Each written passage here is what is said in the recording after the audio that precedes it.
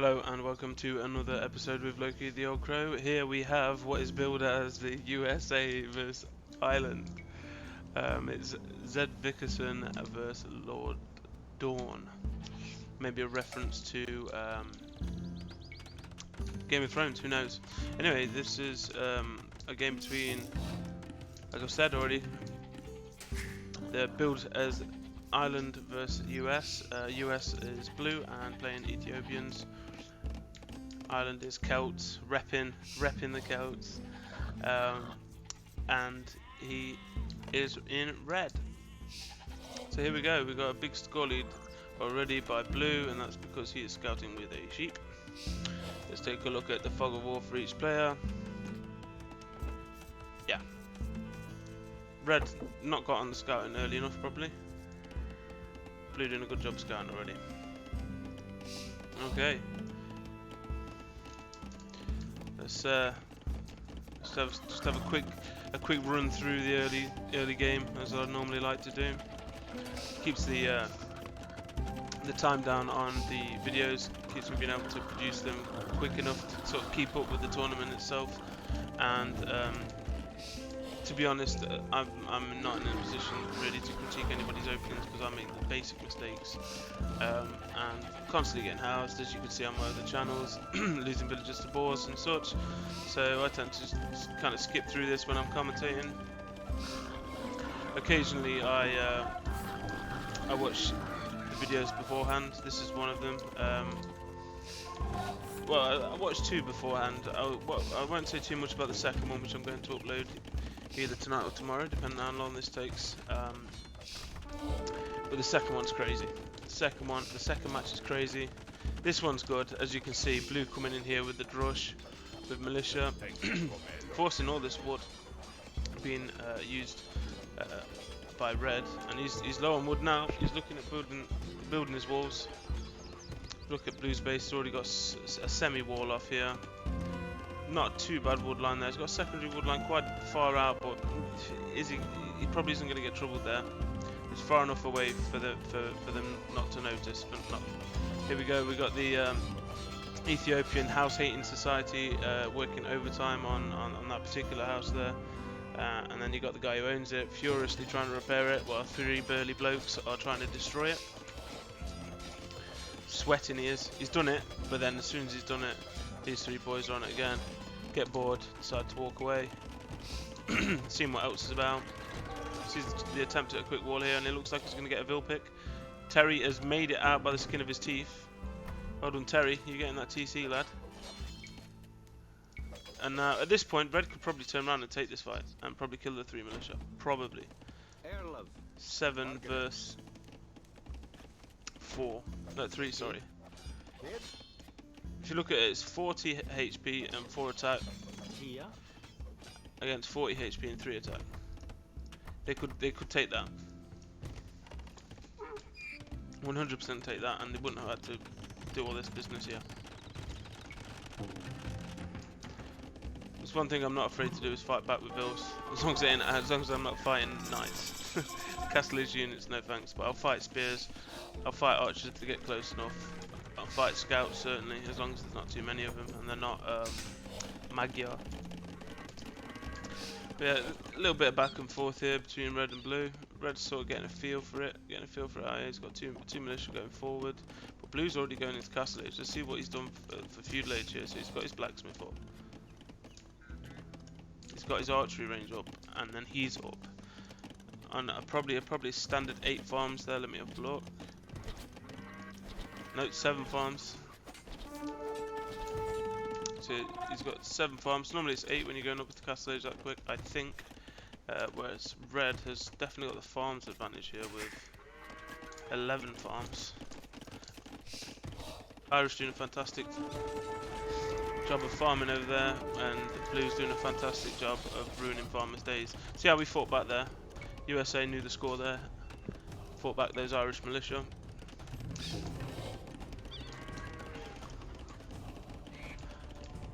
And there's a little lull in the fighting now, where both players sort of either stock up Blue's probably waiting for his castle age upgrades and getting a few more military units on the go, whereas Red is just trying to take a breather, trying to recover.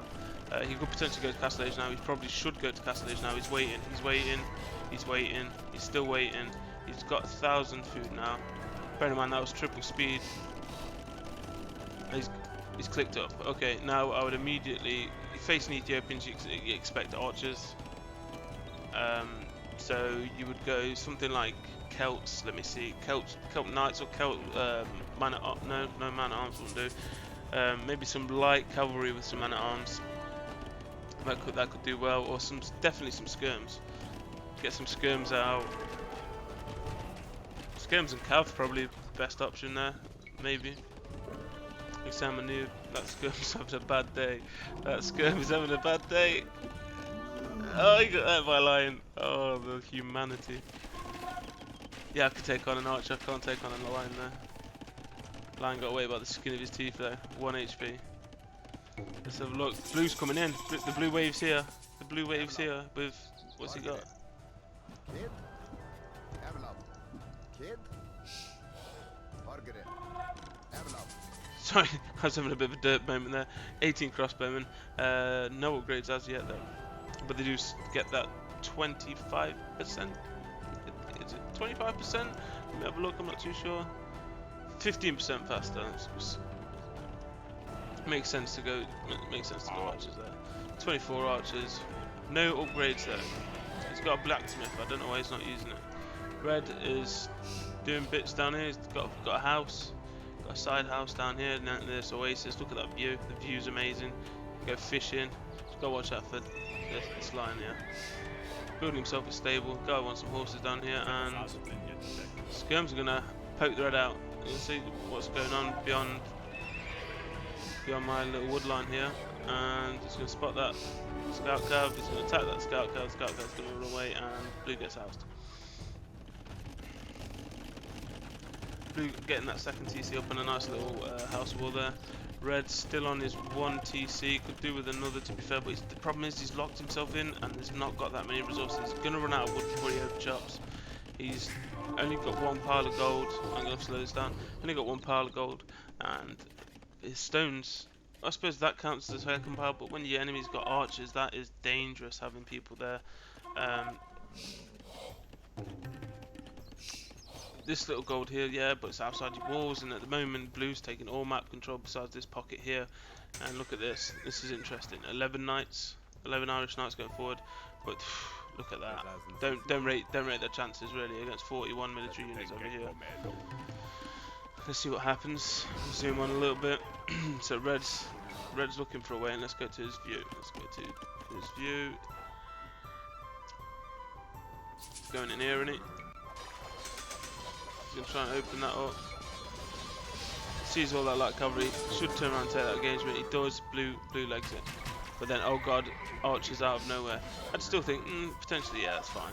I could still, that would worry me. That immediately got locked in.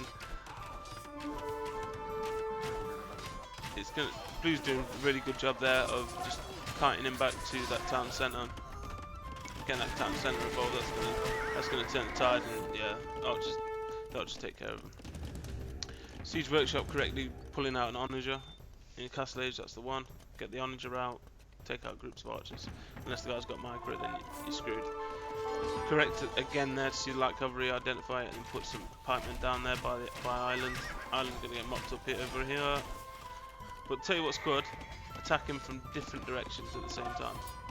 Potentially could let one of them slip, but at the same time he's got issues here.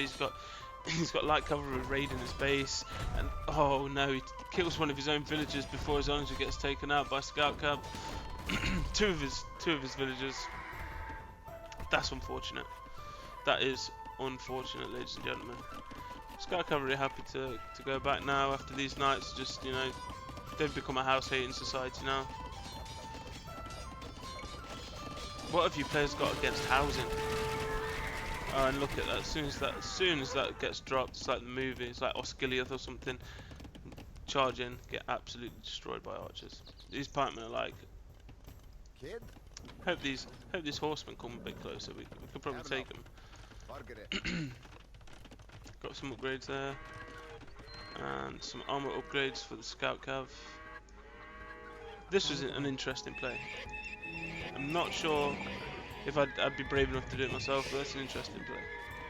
A little far away from the action, I'd say, to be entirely 100% useful, but I still see its use. Forced a castle anyway, if nothing else, it's forced a castle here, which is good because it locks down the gold anyway, and protects his flank. I'm surprised not to see any unique units from the Ethiopians.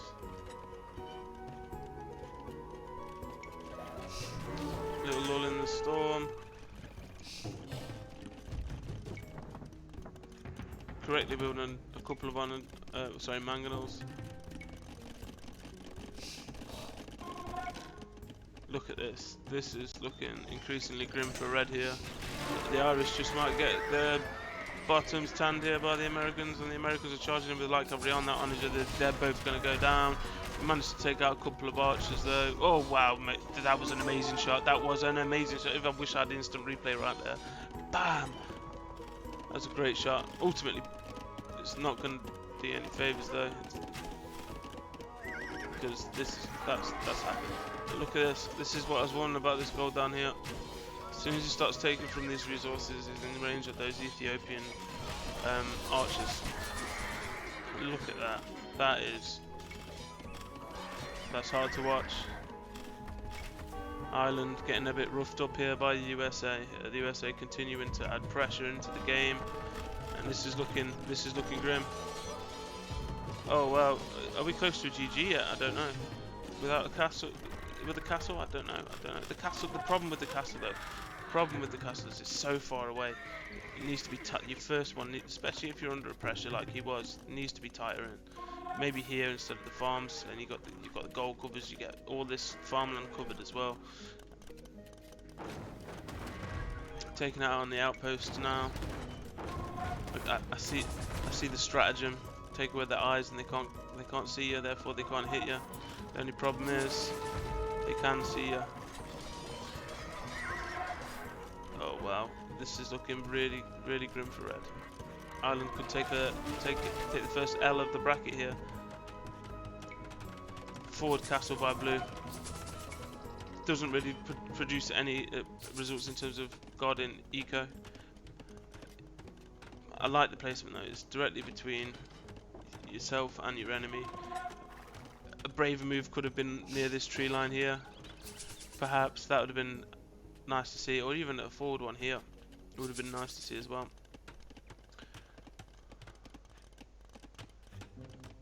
Speed this up as both players are happy to sit on their laurels at the moment. I'm not sure why blue isn't pushing in. I think he signals his own castle there. Not in too much of a hurry to get it up either by the looks of it. He's got two villagers working on it. Two villagers have got this. That's got to be 95% of the way up. I'm not sure what blue's doing. Like I say, it's giving red a little chance to have a breather here and potentially do some really good damage to blue here, but what he doesn't see the castle, and the castle appears. What's he going to do? He's going to say nope. He's going to nope his way out of there and find an easier route, whereas blue's coming in now with his light cavalry. It seems to be a theme here. Every time red goes on the offensive, he just gets swarmed by light cavalry, and the light cavalry have identified there's no murder holes on that castle. That's a sitting target for any unit that can do damage up close to it. The knights are going to go for the TC. It's a YOLO play, but oh no. A swarm of Ethiopian archers hidden in the mist, come out of nowhere. And they're looking to do some serious damage to these Irish knights here. The USA could take this if he's going to clear up at home. If he clears up at home, he puts a little pressure up forward, he could call this GG. America could collect the W, and that was like a machine gun. That was like the end of The Last Samurai a little bit. He's got light cavalry probing forward now. Red preparing for another little night attack. He's attacking in the day, but it's a night attack, trust me. And another little lull while blue does whatever blue's doing. He's waiting to go Imperial Age and build Trebs. I hope, but he's not immediately building Trebs when he probably could. His eco's looking good. Yeah, he could build as many Trebs as his heart desires at this moment. He should be building them now. He's going for more archers. He's going for arbs. He's going for that chemistry. That adds. What's it add? It adds. I think it adds range to and damage to your missile units and archer scouts missile units. I think. Because they are essentially launching a wooden and metal missile at you. Red calls the GG. He knows that the wall is insurmountable here, and Ireland take a L while USA are victorious. Let's return to the map. Great play by zvikerson in blue. Unfortunate play for Red. He wasn't able to really boom. He was under the cosh really early on from that 3 militia in the Dark Age, and that allowed blue to boom, expand. Let me look at this. 1, 2. I'm expecting to see a third TC. Yeah, third TC's there. 3 TCs for blue. Red's on 1 TC, and that's probably the biggest issue. Red could not produce enough villagers, whether it be through the constant pressure that blue put forward. I'd say since the Dark Age. Okay, there was waves of pressure. There wasn't steady pressure all the way through. There's moments of respite, and unfortunately, Red wasn't able to catch his breath during that respite, and blue ran the legs off him and eventually took him out. Let's go view the stats. So let's see, military, big discrepancy there. Economy, big discrepancy there. Technology, big discrepancy. At society, big discrepancy, and you would see that reflected in the total score, which it is. Military wise, we're looking at 109 units killed to 63 lost by USA, zvikerson. And it's basically the mirror of blue there, apart from the units killed, because he killed, it looks like, at least 2 of his own villagers during the game. Sorry to bring that up again.